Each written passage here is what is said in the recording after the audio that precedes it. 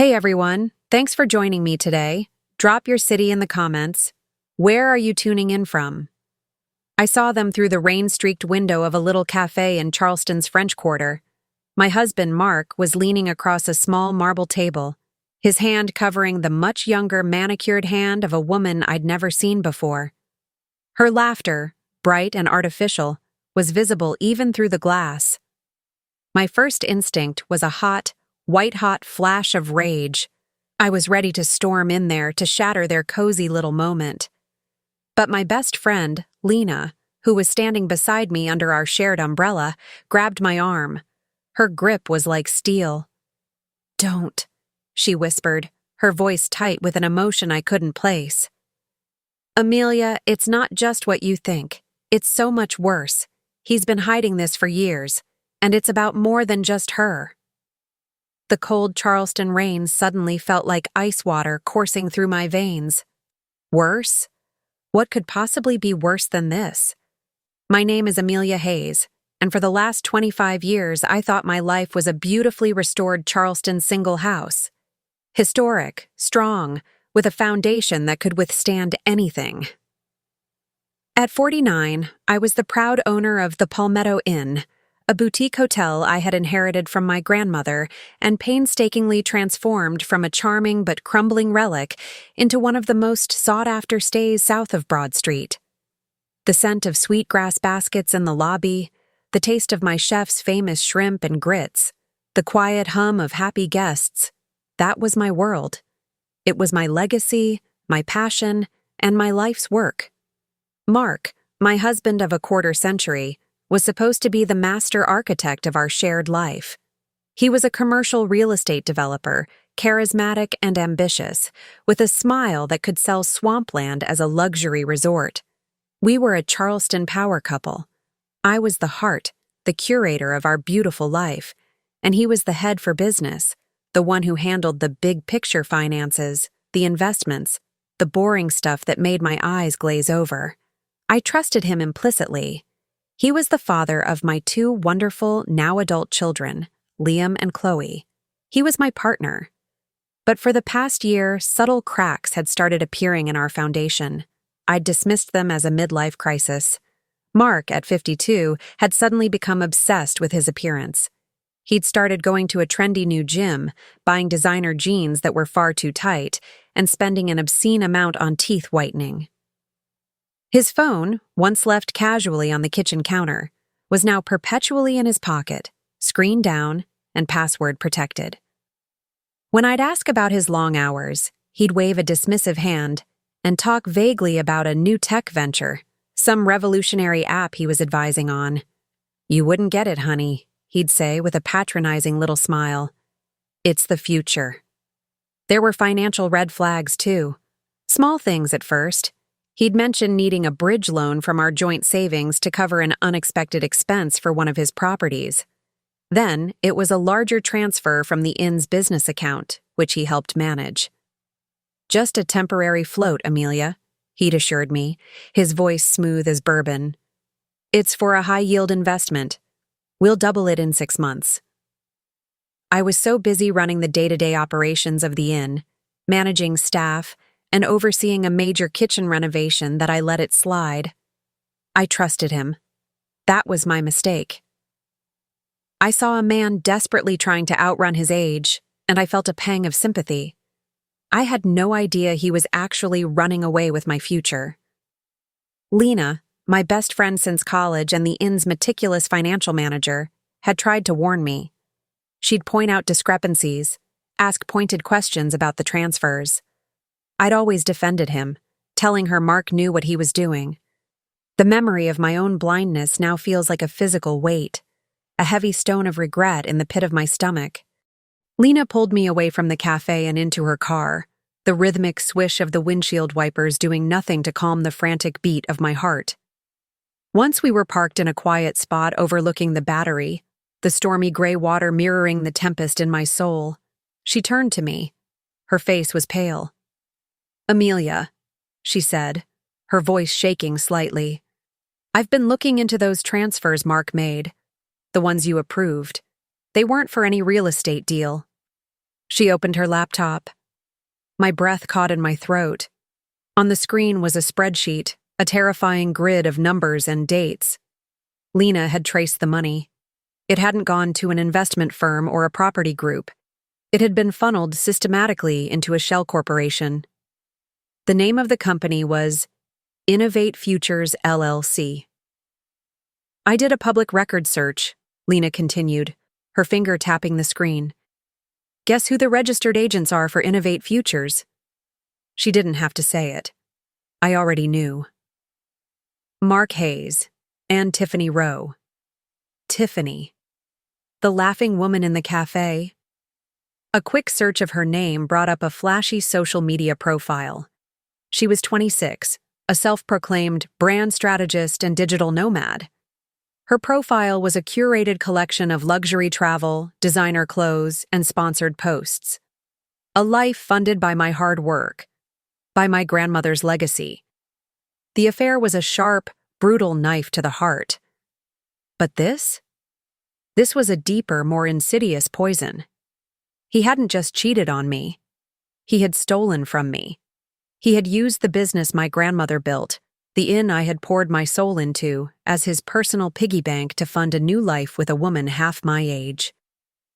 Over the next few days, the full scope of his deception unraveled.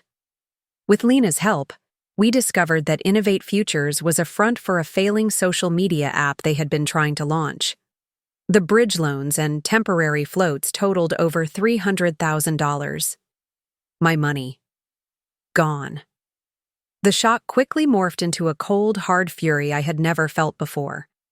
This wasn't just a betrayal of my heart, it was a betrayal of my trust, my family's history, and my entire future. I contacted a lawyer, a sharp, no-nonsense Charleston woman named Evelyn Reed, who specialized in high-asset divorces involving financial fraud. Evelyn listened to my story, her expression hardening with every detail. In South Carolina, this is considered dissipation of marital assets, she explained. What he's done is not just grounds for divorce, it's criminal. We can go after him for embezzlement and fraud, but we need to be smart. Her advice was agonizing. Play dumb. Pretend I knew nothing. Let Mark think he was still getting away with it while we gathered an ironclad case. Every day was a performance. I'd smile at him over breakfast, ask about his day, and listen to his lies about his tech venture finally getting traction. Inside, I was a churning vortex of rage and grief. I spent my nights poring over bank statements and legal documents with Lena, our makeshift war room illuminated by the glow of our laptops. We found everything.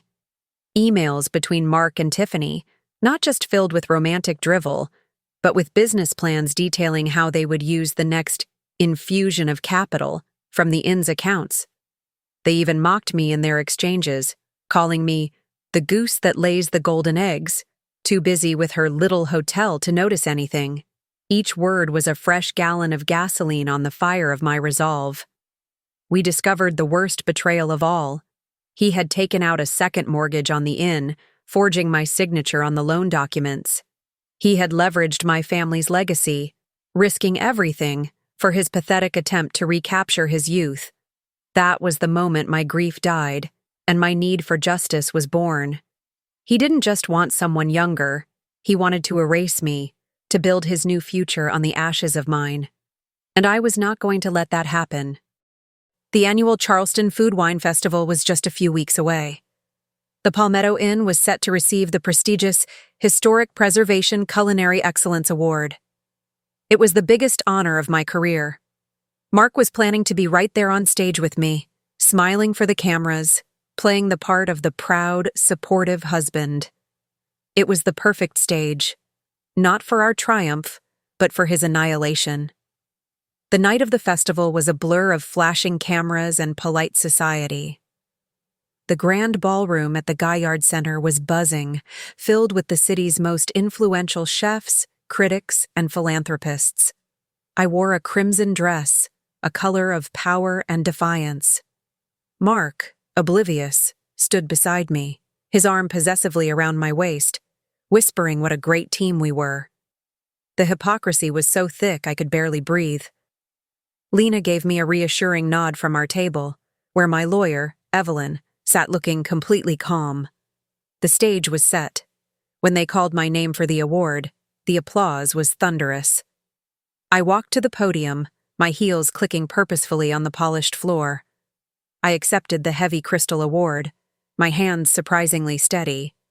I looked out at the crowd, my eyes finding Mark in the front row, preening. "Thank you," I began, my voice clear and strong. "Thank you for this incredible honor. The Palmetto Inn is more than a building. It's a legacy of strong women, of preservation, of trust. It's about protecting something precious from the ravages of time." I paused, letting the words sink in. But sometimes, the greatest threats aren't storms or decay. Sometimes the rot comes from within. A confused murmur rippled through the room. Mark's smile faltered. I gestured to the large screens on either side of the stage. For the last year, I believed my husband, Mark Hayes, was my partner in preserving this legacy. On the screens, the first document appeared. The LLC registration for Innovate Futures, with his name and Tiffany Rose, clear as day. Gasps echoed through the ballroom. Instead, he was systematically embezzling from it. The next slide showed the bank transfers, hundreds of thousands of dollars flowing from my business account to his shell company. Mark was on his feet now, his face a mottled mask of shock and rage. "Amelia, what the hell are you doing?" he stammered. "I'm showing everyone the truth," I said, my voice ringing with cold fury. The final, most damning document flashed on the screen. The forged second mortgage agreement, his sloppy attempt at my signature circled in red. "You didn't just want someone younger, Mark. You wanted my money, my legacy, my future to pay for her. But what you're getting instead is this." As I spoke, a discreet man in a suit, a process server hired by Evelyn, stepped up to Mark and handed him a thick envelope. "You've just been served with divorce papers," I announced to the silent, stunned room. "And the Charleston police have a warrant for your arrest for bank fraud and embezzlement. They're waiting for you outside." I looked directly at him, the man I had loved for 25 years, and for the first time, he was utterly, completely speechless. The fallout was immediate and spectacular. Mark's public humiliation was the talk of Charleston for months. He was arrested that night, a satisfying bookend to an evening that started with him on top of the world. Faced with our mountain of undeniable evidence, the forged documents, the bank records, the incriminating emails, he had no choice but to plead guilty. He lost everything: his reputation, his real estate license, and his freedom. He was sentenced to 3 years in a low-security federal prison and ordered to pay full restitution, though I knew I'd likely never see most of that money. Tiffany Rowe, in a bid to save herself, cooperated with the prosecution and disappeared, her social media accounts vanishing overnight. The legal battle was grueling, but with Evelyn by my side, I fought to protect the inn. We proved that the second mortgage was fraudulent, and the bank was forced to nullify the loan. I sold our large family home, a place now tainted with the ghosts of his lies, and used the proceeds to stabilize the inn's finances and pay off the debts he had accrued. My children, Liam and Chloe, were devastated. It was difficult for them to reconcile the father they adored with the criminal he had become. Our relationships were strained for a time, but through honesty and family therapy, we began to heal. They saw my strength, and they eventually understood the depth of his betrayal. My own healing has been a quiet, gradual process. Some days, the phantom limb of a 25-year marriage still aches. But now, when I walk through the halls of the Palmetto Inn, I don't feel a sense of loss. I feel a fierce, unshakable sense of ownership. It is mine, my legacy, my future.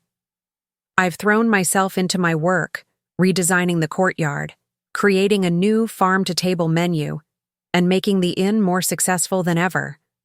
I've found a strength I never knew I possessed, a resilience forged in the fires of betrayal. I am no longer just a part of a power couple. I am the power. And I am finally, truly, speechless with gratitude for the woman I have become. If this story hit home, hit the like button, comment 1 below, and share your own story. Subscribe for more.